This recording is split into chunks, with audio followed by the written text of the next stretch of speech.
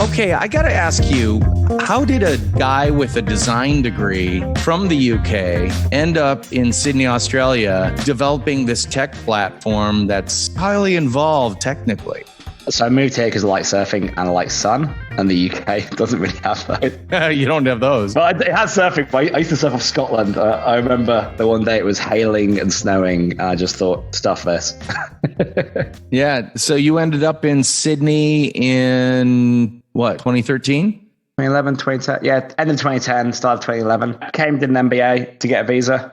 Australia is not a big product design place. Well, that's like, it wasn't back in the day. There wasn't Kickstarter really. All Kickstarter was just getting started. Manufacturing, like, because Australia is such a small country, that hadn't been a big industry traditionally. Whereas in the UK, it's big because if you manufacture, you're selling kind of to the whole of Europe and globally. States is massive. Here it just wasn't. And, I think that, Atlassian was there, but behind the scenes, Canva didn't exist. Like we didn't really have any unicorns, but it was just kind of starting up. And so just by going out and meeting people, just kind of fell into the industry, as you do. But building your product online versus building your product offline is the same process. Like you're coming up with a need, you're researching it, you're talking to customers, you're starting to build, a prototype. You're fundraising to either manufacture or to build a tech like MVP. You're then hiring team. You're then building a brand. It's the same thing. Again, the only difference is you don't get to touch me and tangibly hold it.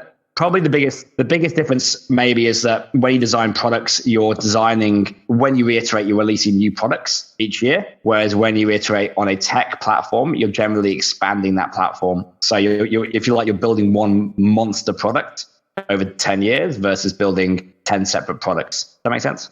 Yeah, it absolutely does. So all the things you learned as a student, you're actually applying, but in a slightly modified way to create the product that is Bonjoro. Yeah, although I haven't been on a lathe for like 20 years, like 15 years. I don't know if I'll ever go there again. Yeah, do you miss it?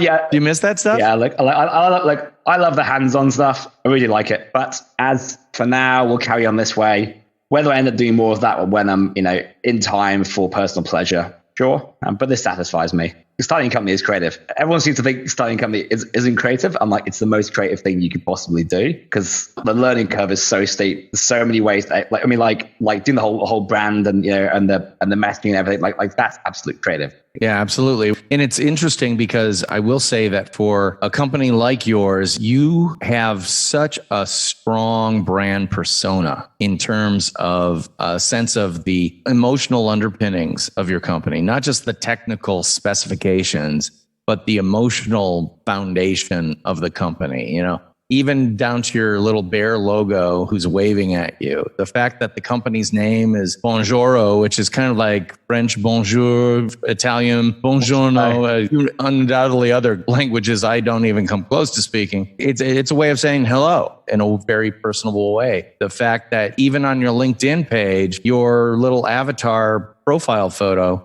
is you wearing that big pajama bear suit with the logo prominently stitched on the front of it. All of these things are projecting, or what I would say demonstrating, not only your Bonjoro brand, but Matt's personal brand. And again, is there any separation between the two? If I asked you how much of the Bonjoro bear is you, what percentage would you assign to that? Initially, probably 80%. Now, maybe 50. So the difference is that we have a team now. So we're kind of 15 people, but the team all have their bear suits too. So when you start a company, even if you're not brand focused, the initial culture you will have is driven by the founding team. Because when there's three of you in a room, you do things in a certain way and you talk in a certain way and then off you go. I think the hard thing is to keep that culture as you grow, or to decide to change it as you grow, which might be something that you want to do as well.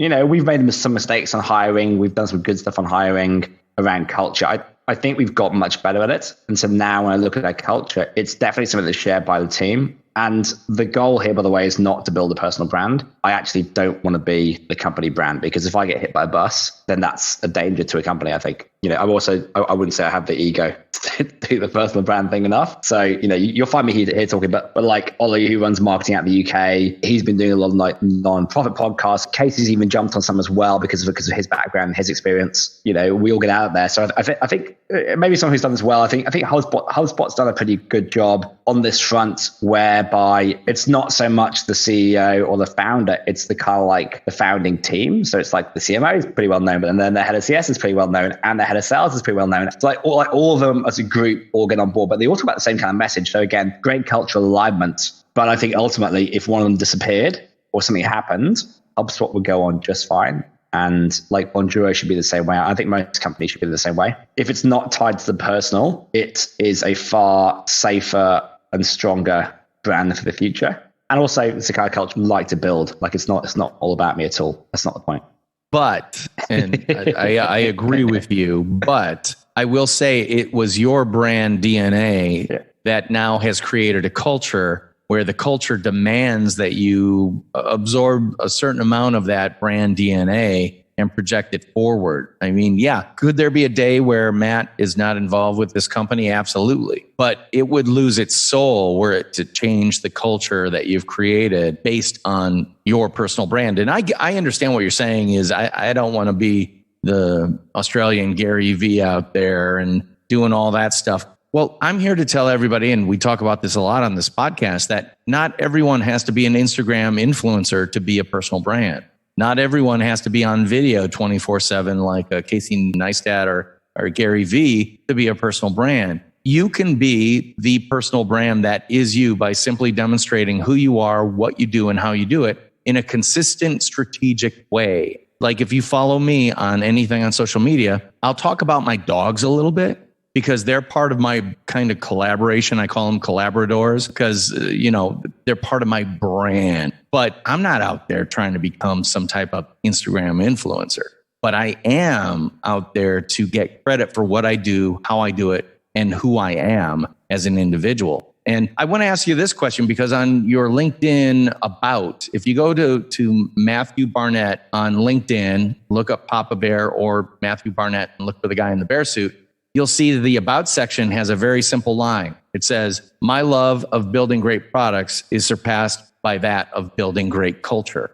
That to me is a pretty strong statement. It's a very pithy statement, but I think based on what I've seen and what we've talked about, it's a very true statement because you want the culture to go on, whether you're involved in the day-to-day or not. So I have to ask you, when you interview someone to add to your team, are you kind of putting them through the filter of, do they fit the Bonjoro bear costume, or the pajamas? Do they project a sense of fun, but with a serious chaser in terms that this isn't just fun for fun's sake, it's fun for creating business success sake? Yeah. Do you put them through that kind of filter? Yeah, absolutely. Look, and I don't think we've always got this right, by the way. Like, I think culture's hard. I think as you start, like, we start a company, you're like, okay, survival's number one. And then as you start to grow, you're like, oh yeah, this is the thing. I think again, you naturally have it at the beginning. You almost hit a point where that brand and that culture gets challenged, and you can hire people who can knock your culture off course quite easily. If you're 10 people and there's one person who's definitely not a cultural fit, they will have a huge impact. So I think, this is something you really need to pay attention to. We hire culture first. We tend to talk to people before we look at their skill set, if you like. So depending how people approach us will have a big impact on whether we interview or not. We are still a very smart team. We're a very, very hardworking, kind of driven team, but we're also very much a relaxed team, like values around family first, this kind of thing as well. I don't really care too much about CVs, or I don't really care what university you've been to or what school. It doesn't bother me at all. I don't particularly care about where you've worked. If you could do your job, it doesn't really matter to me. But what I do care about is, do you fit our culture? Will you fit with us? It's not to say if you're a good person or not, because there's amazing people who are just not right for our culture. Absolutely. So it's just a case of, will you fit our team? But then like having a distributed team. So we're across 6 countries and like 5 continents. And we're only 15. So we've kind of gone distributed pretty hard. The awesome thing is that we can find people who fit with us, I'd say pretty easily, because our pool of resources is so big. Because our potential pool is massive. Quite a lot of people have joined us because we've met them through other means. And like many fans, I have a list of probably like 100 people where I'm like, at the right time, you would be great for this company and you would fit with us perfectly. I have no idea how good they are at their jobs, but I've met them and been like, you seem like the kind of person who would fit in. If this position or when this position comes available as we grow, and obviously as you grow a company, you'll get more and more positions, you'll start to get more specialists. I'm like, at that point, one of my team will interview you on the skill set side, but I know that you've already passed that first bar, which is, do you fit the company? So I will put you forward. Yeah, so culture first, personality first, skill set second. Always interview with that in mind. Like if you look at resources on hiring for culture, like there's a ton out there, the kind of questions you want to ask. I think probably the one takeaway here, which is useful, I think, is understand your values before you start doing hiring. And these values it's not stuff you put on a website to make your customers think you're amazing. So you do not have to publish these. I think really understand what it is that you guys care about, that your team cares about, like, your founding team. And they don't have to be pretty, they don't have to be public, but just understand what it is and be brutally honest. What is it that you guys care about? What is it that makes you you? And then hire people to those. And, again, like these don't have to be like the kind of things you would hang on your wall and, and expect the whole world to follow. It's not about that. It's about your team and your culture. This episode of the Nonfiction Brand podcast is brought to you by Culture Chicken Brand Egg. What's that? It's one of my most requested presentations, now available as in-person live or virtual online presentations. If you've got a group or association that loves presentations that inspire, inform, entertain, and get you going at the same time, we should talk. Head on over to dpknudten.com/speaking to download my full speaker media kit today. And let's start talking about how I can help you get your party started.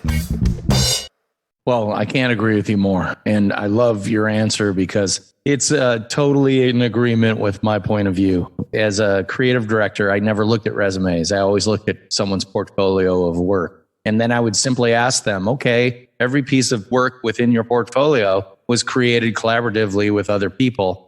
Tell me about your role in this piece. And if they said, oh, I did that all myself, I'd look at them, okay, tell me why you did it that way. And they might say, well, it's a spec piece. I did it to try to get a job, and so I did it all myself. Okay, good answer. But if someone said, well, the headline was my partner's idea, but I took it here, that's what I love to hear. Someone who admits that the seed of the idea was planted someplace else, but I cultivated it to a better, higher level. Then you can tell that someone's a really good team player, especially in the collaboration space. The other thing I wanted to ask you is, of those 100 people that you've identified already as potential new Bonjoro hires, how did you get to know them? Were they just people you met out and about, or was it people you've been exposed to online via social or stuff like that, or at conferences? How did those 100 people get and keep your attention to the point that you're actually going, boy, I'd love to have you here? All that stuff.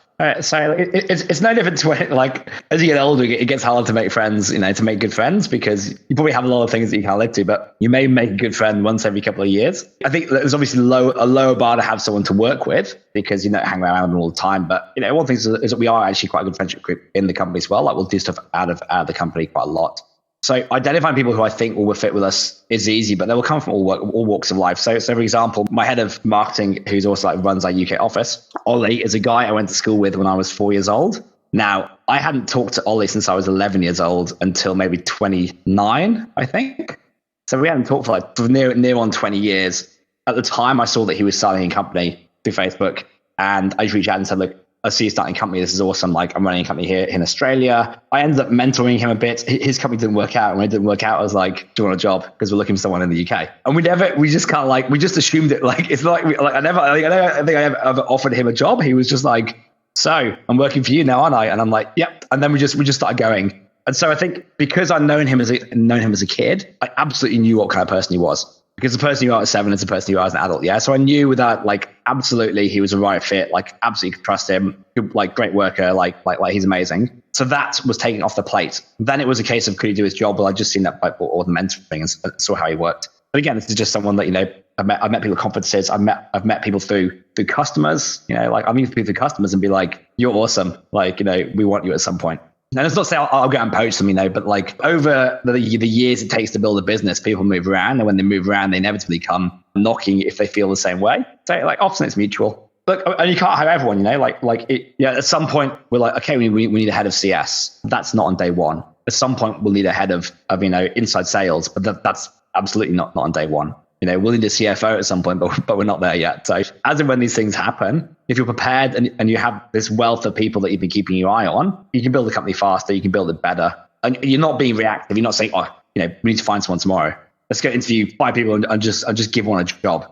But the whole point is these people raise their profile enough with you to make that connection. And then, you've got that list of people. And I'm like you, I keep an eye on people and go, yeah, one of these days, I hope we can work together. And, the stars don't often align, but when they do, it's like, let's do it. Yeah. Because when you find someone who meets your personal brand criteria, that might be a little too technical or business sounding, but call it your personal value criteria. You got to cherish those people and you got to pay attention to them. But I am telling you that a lot of people are not taking advantage of the power tools out there to keep and grow and nurture those relationships the way that tools like Bonjoro can help you do it. And, obviously I'm talking to Matt here, Matt Barnett of Bonjoro.com, a great tool that you got to check out. Go to Bonjoro.com and check out the free, subscription, I guess. You can start an account for free with Bonjoro and try their really cool video service for putting out one-to-one videos via email that, from what I hear, have tremendous engagement potential for just about anybody in any industry. Like, one of my favorite things to do when I do presentations is try to pick the most boring profession possible and point out how you can become the king or queen of that boring profession simply by doing some of the best practices that other people are using in less boring things. Like, for the longest time, I used plumbers, which here in the United States are the guys who hook up water lines and all that stuff. I don't know what you call them down under. We call them plumbers.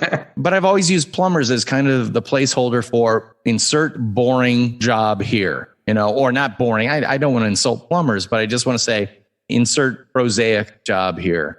And then I found a guy just at Social Media Marketing World this past year who is the king of plumbers on YouTube. And he started it just 3 years ago by getting out there and answering people's questions and then going where the market kind of led him. So now he's more of a B2C plumbing professional, plumbing expert. He teaches plumbers how to be better plumbers, how to be more successful plumbers, how to not worry about getting paid for doing their plumbing services. And wow, he's put himself out there using the tools at his disposal. I'm not sure he's using Bonjoro, but I'm sure when I talk to him on this podcast, I'm going to mention it to him if he's not using it already, because it's that type of one-to-one personal connection that I think is so very cool. Again, for people who didn't listen to last week's episode, can you give us a quick run through on how Bonjoro works to create one-to-one video via email? So anything that you're using to track your customers, so a MailChimp, a Salesforce, an ActiveCampaign, even something like a Shopify or a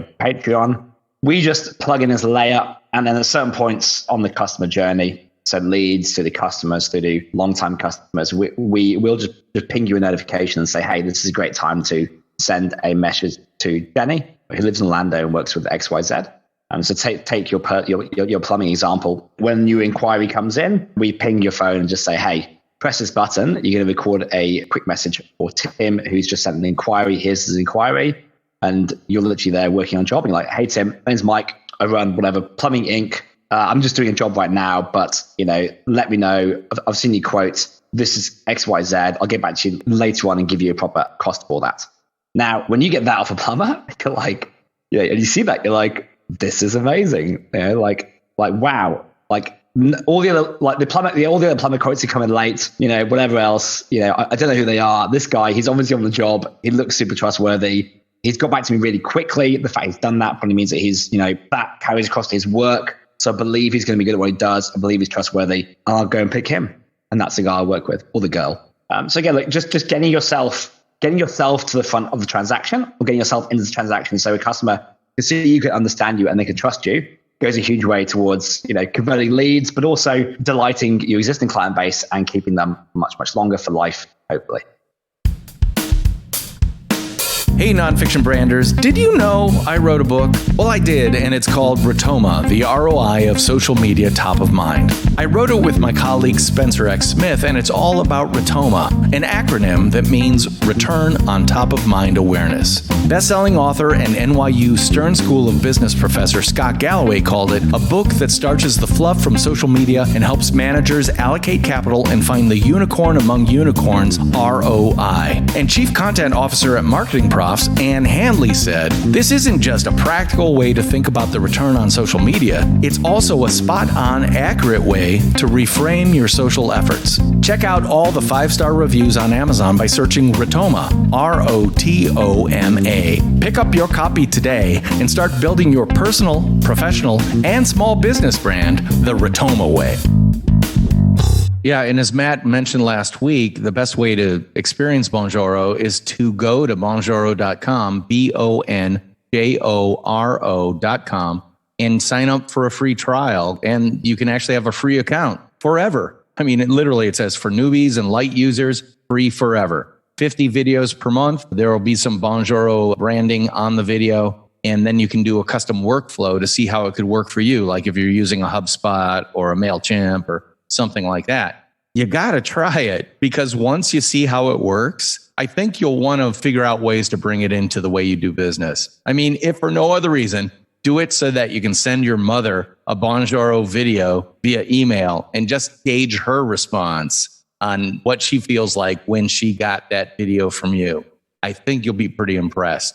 Again, that's bonjoro.com, BONJORO.com, and sign up. It's free. So what are you waiting for? So if you sign up, if you want to experience it, you'll receive a video from one of the team.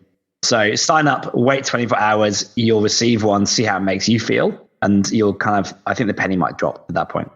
You got to try it, because if you're looking for ways to distinguish yourself out there in a world of sameness where your competitors are just like you, make sure they aren't just like you by being yourself, which is, a core tenet of personal branding. Demonstrate who you are, what you do, and how you do it. What better way to do that than via video? Because as you said, our fictional plumber there, if you come on that plumbing thing and you're wearing a nice branded shirt and you're clean and well kept, you've got a leg up on most of your competition. But if you can demonstrate who you are, what you do, and how you do it, you're well on your way to creating a really valuable personal brand, which is the same thing as your small business brand. How many times can I say that? Well, I can say it enough to make you drink. And the other thing is, we have a kind of a drinking game here on Nonfiction Brand Podcast. And that is, whenever I say this phrase, you got to tip that tipple, if you will. And that phrase is, know who you are so you can be it. So Matt, just like you said, you had to know the values of your company so that you could hire the right people to reflect those values. Not only reflect, but nurture and grow and continue that culture that grows from that.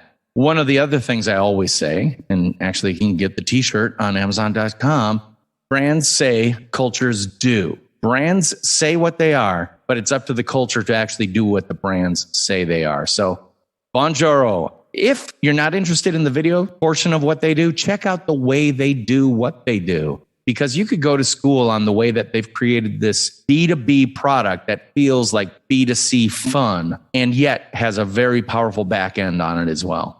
Go to school on Bonjoro, and I think it's worth the price of admission, which can be free. Thank you so much, Matt, for being on this podcast. I really appreciate it. How can people follow you if they're interested in getting in touch with you? Yeah, so the best way to get me personally is on LinkedIn. So if you just search for Papa Bear, you'll find me. I'm one of the few there. I'm the guy in the bear suits. Reach out in person. I will get back to you, surprisingly. So do not be scared. I had a lot of help getting to where I am. So it's enjoyable to pass that on and help others where I can do. So reach out, personally connect, and happy to help. Yeah, but it's the magic of apps like Zoom here, having a great conversation with a guy on the other side of the world. And guess what? We're practicing the best kind of social distancing, having a great conversation, but sharing absolutely no biological material. Look, this is how you stay sane. More of this. This is great. Oh, yeah, no kidding. Well, I really appreciate it. And thank you so much. And thanks, DP. It's been great. Well, there you go. Once again, for the Nonfiction Brand Podcast, I'm DP Knudten, and he is Matt Barnett, Papa Bear, at Bonjoro. Thanks so much for listening, and I'll talk to you all next week. Bye-bye.